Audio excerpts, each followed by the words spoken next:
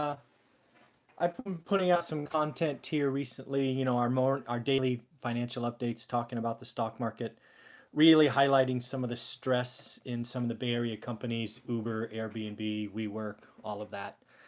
And I got a question. Actually, I've had it twice now, and I've been thinking about it, and I thought I would just try to put it out there. And that's really, what is the worst case scenario that I could imagine for Bay Area real estate? So if you first take away kind of, I don't know what you would call it, Mother Nature, tsunamis and earthquakes and just really really horrible natural disasters. If you kind of take that off the table, because you could always imagine a worst case scenario where poof, it's gone, right? So if we take that horrific and hopefully never to happen thing off the table, what are the kind of economic things that are out there that could have a negative, if not real negative, impact on the Bay Area market?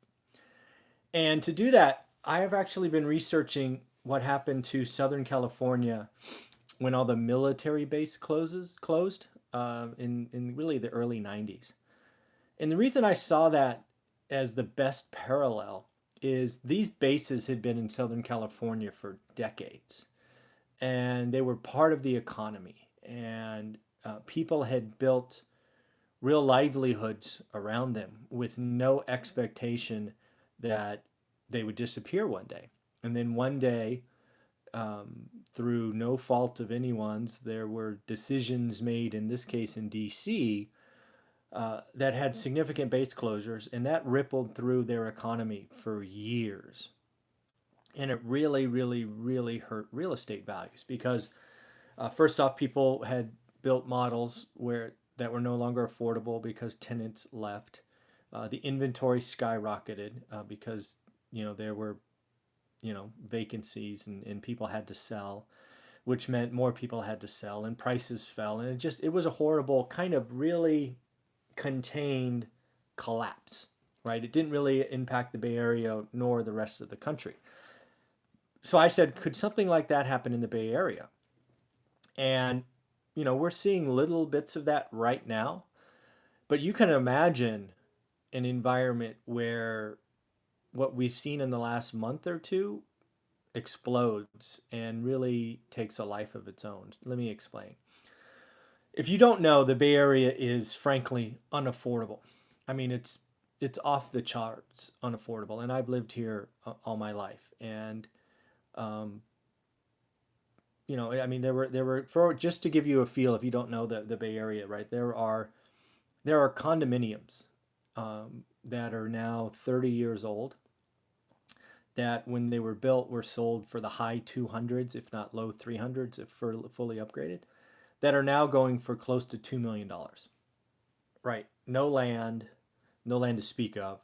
Um, it does have a garage, but no real exterior parking. Lots of homeowner association headaches and things, but that's how unaffordable it is, right? So let's just agree that $2 million is unaffordable, and it's frankly really really unaffordable.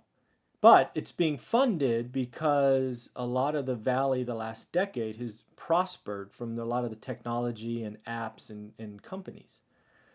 And a lot of them have been spending their what's called restricted stock, RSUs. It used to be options back when I was in my 20s. Now they're RSUs. And for lots of people, that's greater than 50% of their compensation, right? So the Bay Area bases are actually pretty normal, maybe slightly above the average, but they're not, very few people in the Bay Area live on their base. It's all this artificial stock money that they get and frankly count on and budget on. I know people that live in houses that are nothing spectacular that spend $20,000 to $30,000 just on property taxes, and it's pretty scary. Uh, yeah, exactly. Yep, exactly. RSUs aren't going to pay without a liquidity event. So my fear is, again, this is a worst case scenario. I'm not really calling it likely or even probable right now. I'm just saying this is a worst case scenario. if technology takes a hit, if it gets attacked by maybe the government for breakups like Facebook and Google, which are very Bay Area based, right? Google's in Mountain View and Facebook's in Palo Alto. If they get attacked, if their stocks collapse, if the all the unicorns never make it to public, they disappear overnight. If Airbnb and Uber suddenly are not able to raise money and have to go out of business or get sold for pennies, what happens to all the technology individuals that now have to live on their base? Well, first off, what I believe will happen is people will start selling and there will be a mad rush to sell because this freaking real estate market is unaffordable, right? And that's going to create a lot of inventory. And the second thing I think is going to happen is people are going to start to want to leave California. We have ridiculous taxes, greater than 50% all in. We have ridiculous legislation that prevents or doesn't encourage investment. We have silly legislation that hollowed out the middle, the middle class. It's tragic what's happened to the middle class in the Bay Area.